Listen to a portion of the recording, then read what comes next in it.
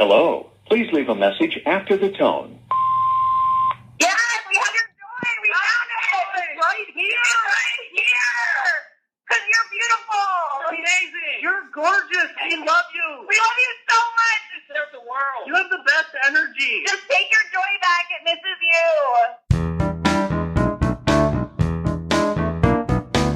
you. Hi, I'm Amy Ball, and you're entering A World Gone Good.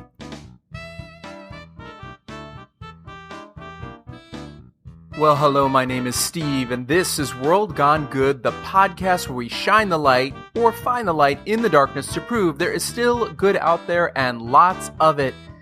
Have you rated and reviewed us yet? It is my birthday. No, it's not my birthday. My birthday is coming soon. My birthday is next January. The point is, you owe me a birthday present and or a belated birthday present. And what better present or gift is there for a good podcast like this one than you're giving us a rating and a review? It only takes but a few seconds and makes all the difference in helping us spread the good and helping others find the good. So make this the best birthday ever for me or someone having a birthday today, because I believe there's got to be at least one person having a birthday today, and hop on the good stuff of rating and reviewing us. Yes? Yes. Okay, today is another World Gone Good. First, we are going to break the space-time continuum and pull our own, very own, oh so good Back to the Future. I am talking time travel, people. Time travel. Before we do that, a little good history. Long before this podcast ever existed, and by long before I mean like 6-ish months before the podcast ever existed, the pandemic was just beginning. We had just started the 2-week lockdown, and I started these Zoom records with my friends where we told stories. It was something genius I came up with, and I think I called it something incredible like Stories with Steve. They told a story, I told a story, and we put it up on Facebook. Was it the most original idea ever? No. Was it life-changing in some way, shape, or form? Not so much. Was it simply a way to keep the creativity flowing and talk with my friends and pretend like we weren't all going to perish at any minute? Yeah, there you go. That's what it was right there. I recently went back and started going through the 19 episodes of Stories with Steve, thinking to myself, maybe there are some good stories I can share with all of you now here on World Gone Good. And I came across one in particular that just screamed out to me, Steve, I'm the one. This is it. I'm me. Look at me. It's a story my friend Amy Ball told, and it has a fun twist to it, which I don't want to spoil. I'm just going to let you experience it with us. But before we do, there's an important question I need to ask you today. And this is the question. Have you lost your joy? What about your hope? Sorry, that was 2 questions. Why am I asking you 2 questions about joy and hope? Because, my friends, Amy lost hers, and she wanted them back.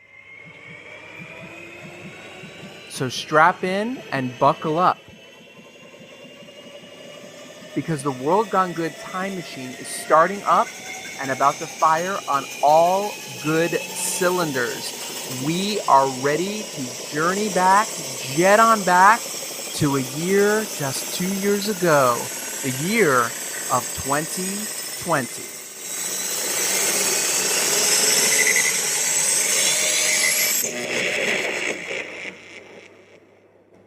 All right, tell me a story. So in 2013, I was sad. I've been sad at other points in my life, but this sad is part of this particular story. So this sad was probably about a relationship, as most sads are. But I found myself in my living room with a bottle of wine, sitting with sad and really missing my joy. So Sad and I are really well acquainted. So even when I'm fervently chatting with inspiration and creativity, Sad is generally peeking his head over Joy's shoulder, just letting me know he's ready to keep me company, whatever. So, and I want to tell you, 2013 is before Inside Out happened. So that's important to the story. So sometimes Joy did wander away for a while, but she always came back. And that's the thing that really saved me is Joy tended to come back pretty quickly. But this time was different. And so I kind of wondered if she was still hanging out in my ex's apartment in Venice. So I did what any person does when they lose something valuable. I made posters for my lost joy and hope. And I bought a Skype phone number with voicemail recording capabilities, and I hung posters all over the neighborhoods, all over Los Angeles. I'm dead serious. So I started in places where Joy was unlikely to be, because she'd been away for so long that I was sure that, she must be lost and not know how to get back to me. So I posted in sad corners with too much trash and telephone poles covered in bent nails, places where you cross the street quickly at night when you see shadows of others approaching, near houses with window bars and rusted gates, in quiet suburbs with suspicious neighbors. I went all over. I didn't expect much. I just couldn't sit around feeling the way I was feeling.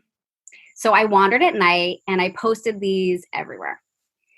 And if you pulled a tab and called, the outgoing message just said simply, "This is Amy. Let me know if you've seen my joy." And I would get an email notification and there'd be a little voicemail attached to it. So slowly people started calling it. I haven't found it, but wondering if you had any leads, or I don't know if you found it. I was just curious what this was all about, or yeah, I don't know. I thought the post was kind of funny. All right, bye. And some of them were encouraging and incredibly helpful. Hi, Amy. I saw your flyer, and I just wanted to tell you that I'm really sorry you can't seem to find your joy, but I think you're going to be okay. Because there's so many good things in the world, and there's joy in every single one of them. I've seen joy in the books that I read, in the music that I listen to, in the good food that I eat, in the art that I like to see or paint, in the places I like to go. And I know it may feel like you've lost joy, but she's always going to be with you, and you just have to know where to look. I hope you have a great day, and I sincerely hope that you find joy.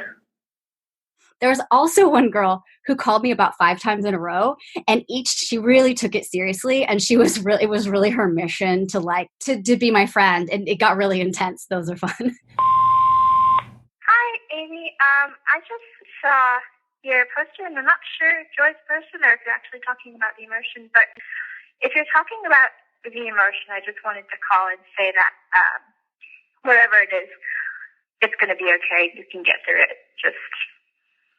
You just got to look for it, Hey, Amy, it's me again. I just forgot one thing that I was going to say. Sometimes if you just, I don't know if you're in a path to self-discovery or whatever, but sometimes traveling is just a really nice option. If you can't, I don't mean, to a European country or anything, but even just the city in your home state. Again, sorry, I'm annoying. But I started thinking about things that make me happy after I was just looking at your poster a little bit more. And I just thought maybe I'd say some other things that make me and some people I know happy, and maybe you can try them and see what you like. This is the last one for now. Just kind of a little bit of advice. Not that I'm great, but just some things people have told me along the way. Be yourself. Do the things you like. Work hard. Be really nice. Don't let others bring you down, and live for yourself. So, again, I wish you the best, and good luck. Some people had definitely seen my joy. Hi, I found Joy. She's right here, actually. I'm on Washington and La Brea. Can you please give me a call back? Thank you. Apparently Joy was on Washington and La Brea. So I was getting closer. I didn't call anybody back, but I did send text messages thanking people. So Joy was also seen in the Valley. Hey, Amy, I just wanted to call and let you know I saw Joy today. She was walking around with her dancing shoes out in Burbank this morning. She was having an absolute blast.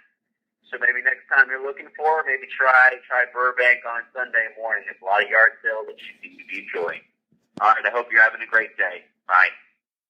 She apparently liked yard sales, and I have actually independently verified this fact. There was also Victor. Hey there, Amy. My name's Victor. I think I found your joy, but I can't tell if it's male or female at this point. So maybe you could share some more details, and I'll see if maybe it is your joy. Call me back if you have any more details. Thank you.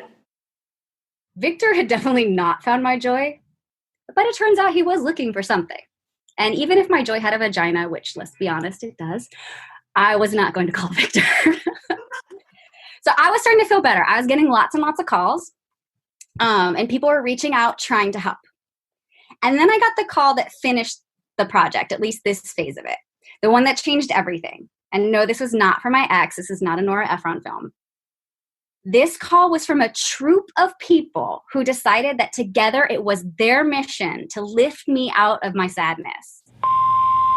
Yes, we have your joy. We found it. It's right here. It's right here. Because you're beautiful.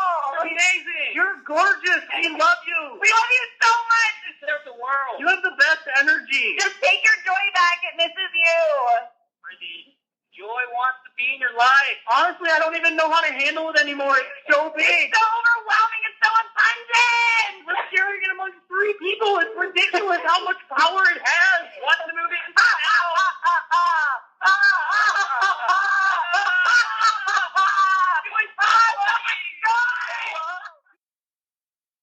They were strangers, and it was so awesome. But then something happened because I started to feel greedy. Because I was still putting up the posters, but I wasn't sad anymore. So I felt like I was hoarding joy a little bit. So I did what anyone who has found something that is so wonderful that isn't really theirs would do. I bought another Skype number and I put together a new poster. A little encouragement poster. So I posted encouragement. She had little braces and little dancing shoes. Right. Yeah. And so I bought another Skype number. And I said that, I'd seen encouragement running around in the city and that I couldn't keep her. And so I wanted to find her owner. So what was funny about this one is I didn't get a lot of voice messages. I got a lot of voice messages for joy. People want to help you find joy. Right. But I got more calls for encouragement. One day I got 800 calls to this number. And most of them were quiet. If I got a voicemail at all, it was a lot of silence. Sometimes people would just say, thank you. Amazing. Thank you. Thank you. You people are beautiful little angels, and I can't tell you how much I need this in my life right now. It was the last little tab on a sign on the street outside of Piscina del Campo, my favorite place. I went in and I played your called you, and you guys made me feel like $1 billion. Georgie Ryu, love you. Bye-bye. I just feel like I've been thinking a lot about this project right now and how kind of disconnected we are and that there is a lot of sadness. I've been thinking about revisiting it in some way or maybe releasing some of the voicemails message because also it's really interesting how geographically responses were different. And I don't know, it's not, toilet paper or hand sanitizer, but I feel like I have probably a little more encouragement to offer. And that's my story.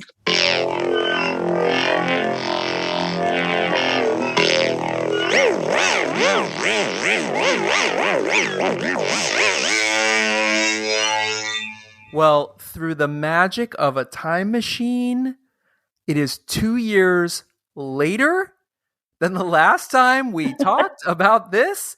And the last thing you said in your story was, I've been thinking I might want to revisit this. Mm-hmm. And here we are revisiting it. So much life has happened in those 2 years. It both feels impossible that it was 2 years ago that we sat down and talked. I remember being at the beginning of the pandemic. I was buying all my crafting supplies. The introvert in me was secretly happy that the world was shutting down and I would have no social obligations to do. Like I really felt like this was going to be a great time. I know. We talk about this on this show all the time of remember when we were all like, it'll be 2 weeks. I'm going to have a great 2 weeks. I'm going to learn Spanish and I'm going to do the 10 push-up a day thing challenge and I'm going to lose 40 pounds. And then 2 years later, we're like, what happened in my life? Yeah. So, I mean, I thought about it, and then two things happened. One, I got a puppy, and two, I made a baby.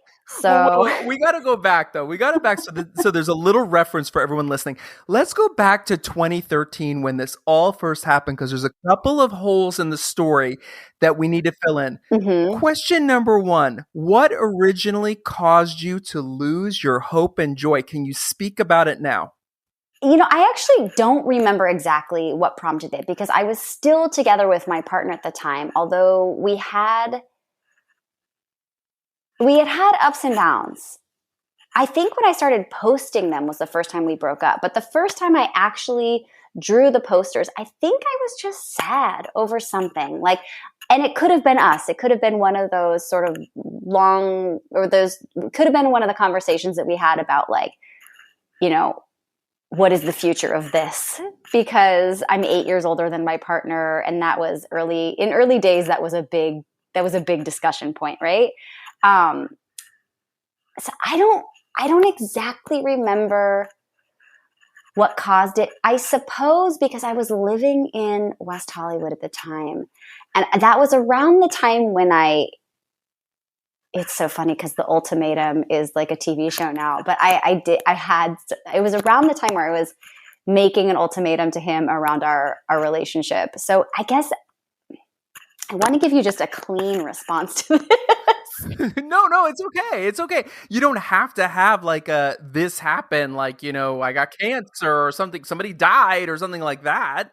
Yeah, it wasn't anything like that. It was my current partner, who was my partner at the time, saw these at some point and said, "These are really good. These also make me sad." And he said, "You should do something with these." And I kind of laughed and I thought, well, what am I going to do with them? And when someone drops something like that, I may brush it off in the immediate, but then I just kept thinking about it. And I thought, well, what does he mean I could do something with them? And I don't actually know what he meant, but it certainly turned into a bigger project than he was thinking of. So I activated them into the real world. You said earlier that your joy and hope, it wasn't really connected to that, but that's what you seem to come back to. So my question is, did you find a joy and hope in yourself as well as a joy and hope in each other? Yes, I actually have a baseline that is pretty optimistic and pretty,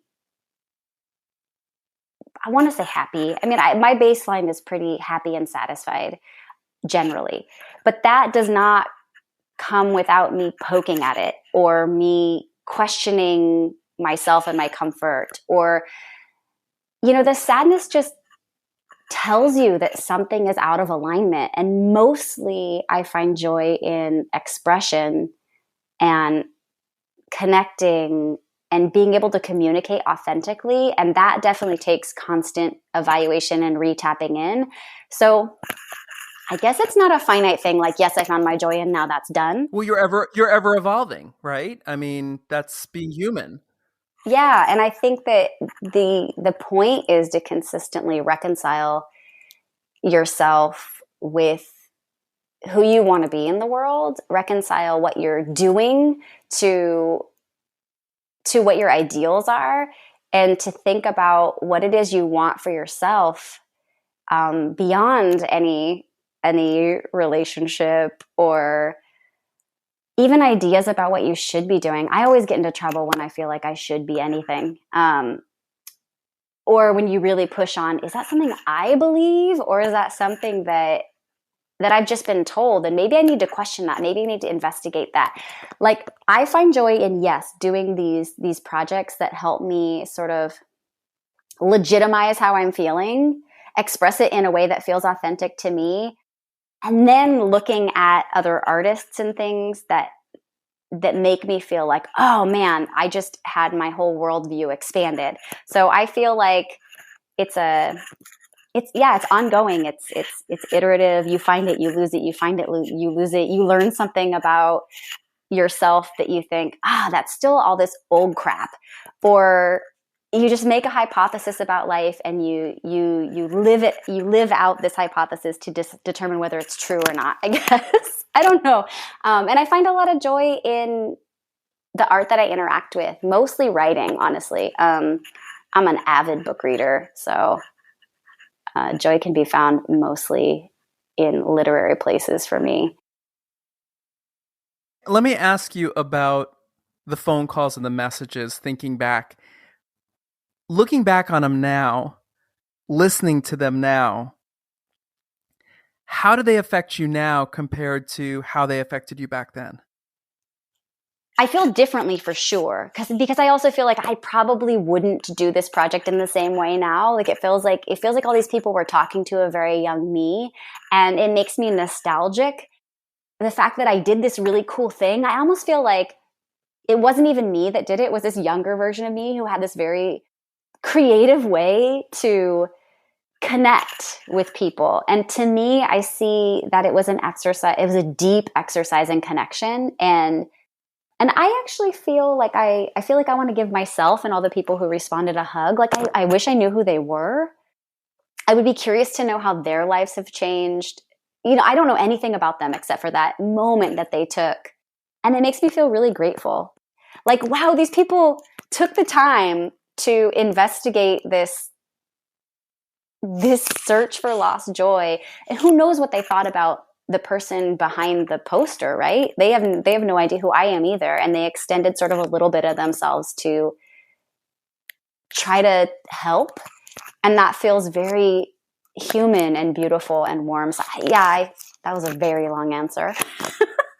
No, I loved it because I love that you said it's a connection, and that's what we try to do here on this podcast, is connect with our listeners. And I just met with somebody today about another project, and we were talking about like what is it about a podcast compared to a radio show or a TV show? And it's that moment like when you're listening and you say out loud, "Oh my God, I've done that."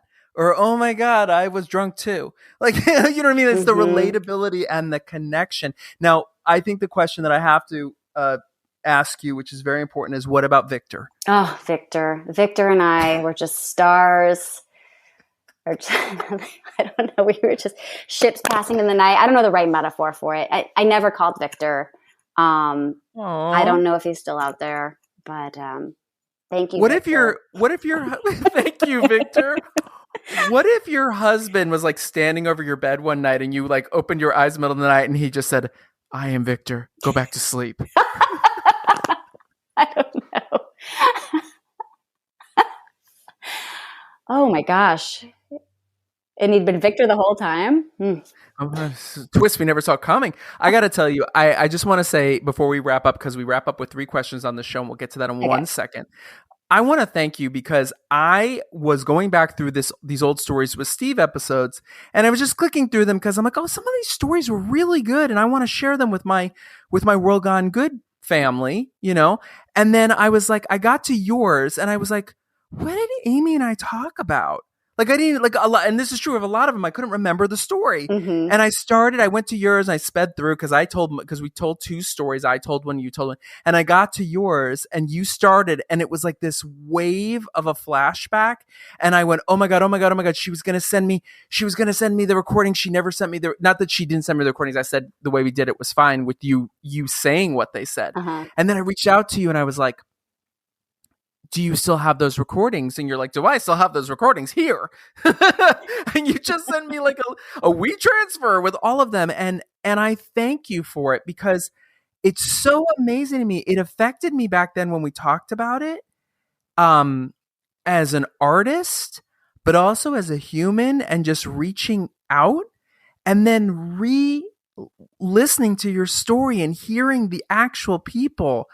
It's just so powerful what you did. I don't think you realize on an existential level, like what this is. It's magic. It's a moment of magic. I love sneak attack, love art projects. I will say that. Like if at the end of my life, people show up to my funeral and all of these weird little things that I have done surface, I'll be so happy. It was a really fun project, and thank you for revisiting it with me because it makes me feel like, ooh, what's the next sneaky love art that I need to do? I know you're a sneaky love art person too. I have my moments. Yeah. I have my moments. We end these shows with 3 questions. You know all the answers. Don't panic.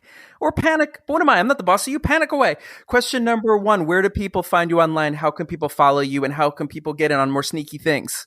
Ooh, so I don't post very often on the social medias. I'm currently wrestling with who I want to be on the social medias. I don't wield that power lightly. But you can find me at the Chicken Moon and most of the Twitters and the Instagrams. And I do post on occasion. The Chicken Moon was the name of the first novel I wrote. It's not published, but that's why everything's called the Chicken Moon. Oh my God, I just learned something myself. Okay, 2 more questions. You can relate back to anything we talked about or anything you want to say. Question number 1, who inspires you? Oh my gosh.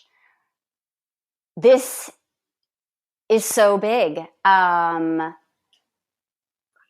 Oliver, Rebecca Solnit. You know who I want to tell you? There is an author right now who wrote a book about using Jane Eyre as a prayer book. Oh yes, so Praying with Jane Eyre, reflections on reading as a sacred practice. The author's name is Vanessa Zoltan. The book is incredible, and she leads these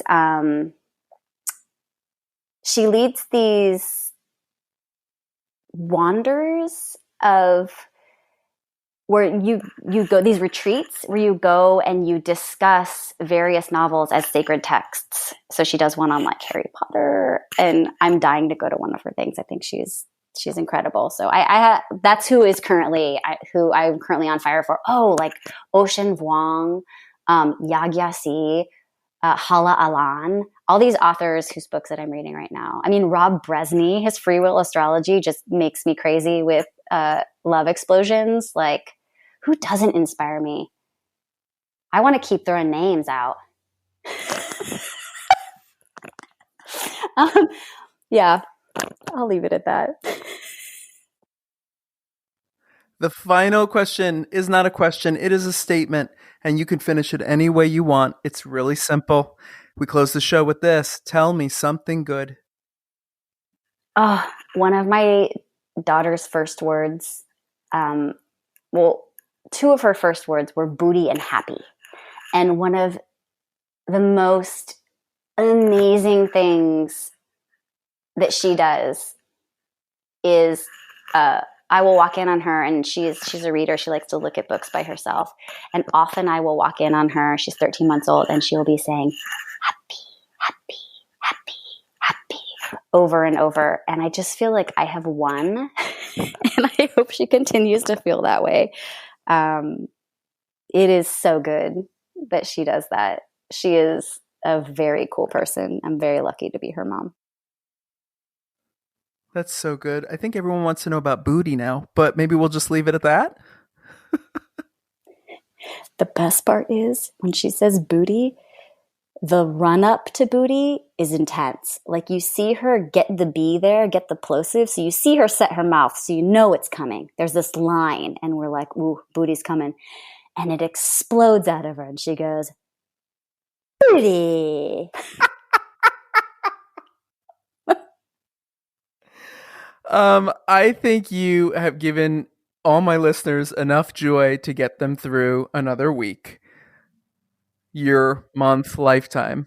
Aw, thanks, Steve. I appreciate you. Thank you. It's been fun to revisit this with you.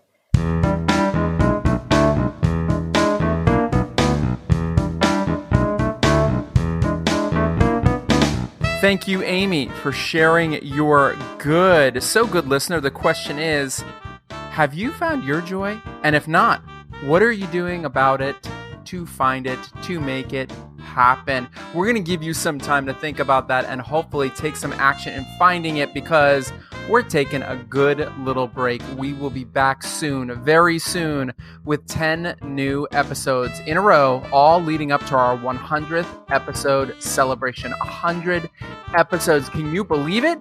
Me neither. Well, we're on this brief hiatus. Why not check out our episode guide and see which shows you've missed or need to catch up on, or you just want to listen to a second time, maybe even a third time? Lots of good to be had. We'll be back soon with new episodes. Until then, be good.